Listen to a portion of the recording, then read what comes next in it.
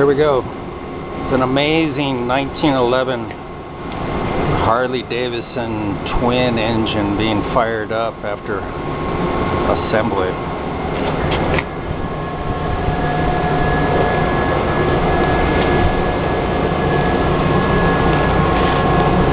Here we go.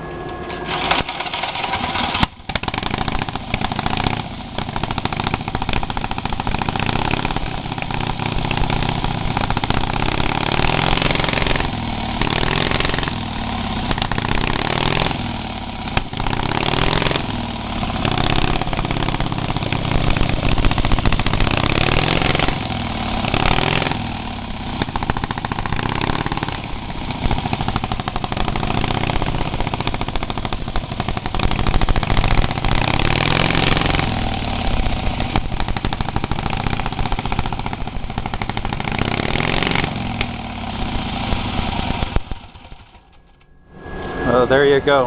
A little rough and raunchy, straight pipes and all. Be tamed down with the mufflers on the stock bike. But it's amazing. It's a sight to behold. It's a true, boy, I tell you what, it's just a work of art. We love it. It's a passion for us. We'll talk to you soon.